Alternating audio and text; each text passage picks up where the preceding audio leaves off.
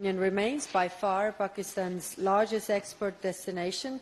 It's actually larger than China and US combined. And Pakistan is the world's leading beneficiary of European Union trade. On trade, the European Union warns continued preferential market access depends on tangible progress on governance, labor rights, and environmental standards. Finally, security and counter-terrorism. The EU is amongst Pakistan's major trade partners, with a trade volume of around 12 billion euros. Pakistan-EU trade cooperation under GSP Plus framework is a win-win template. Our discussions today are focused on further enhancing bilateral trade and investment ties between EU and Pakistan. In this regard, both sides assessed the first ever Pakistan-EU Business Forum held in Islamabad in April this year as a welcome development. We look forward to making the forum a regular feature in our bilateral cooperation.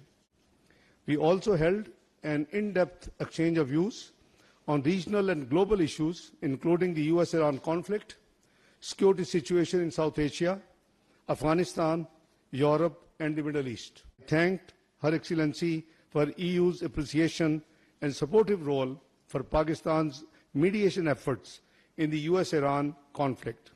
We are humbled by the recognition of our efforts and will continue to work towards finding a comprehensive and lasting solution to the conflict.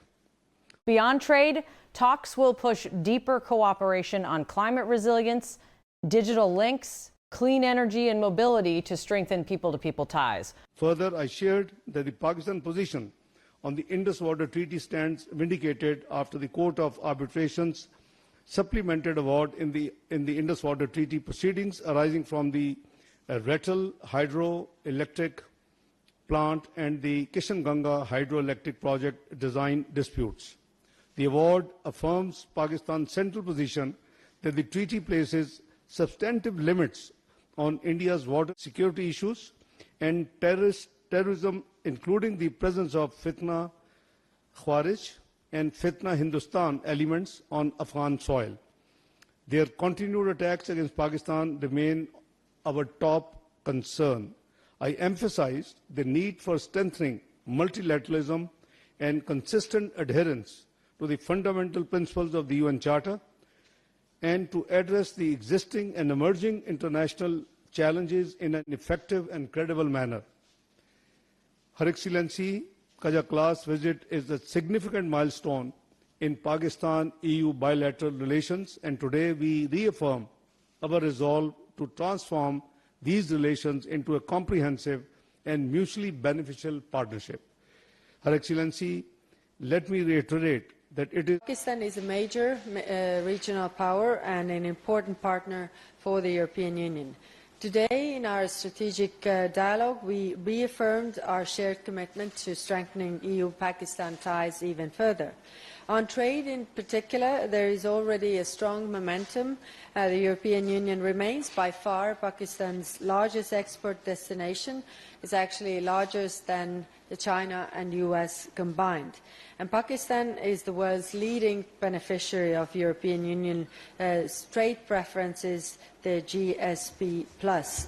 But GSP Plus has clear conditions. Continued preferential access to the EU market depends on progress in implementing the international conventions underpinning the scheme. On diplomacy, Pakistan's mediation in the US-Iran tensions is acknowledged, but leaders stress any pause must be followed by deeper talks for lasting stability.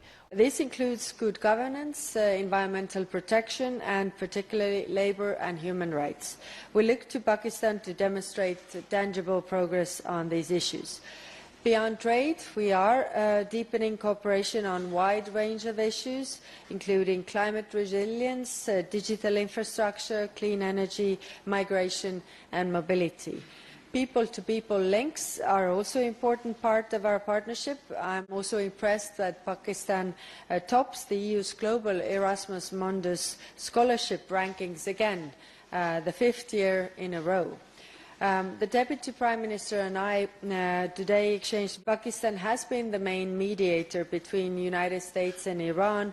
Your diplomatic efforts have helped to prevent a return to full-blown war on several occasions, and these efforts are much recognized and appreciated across Europe.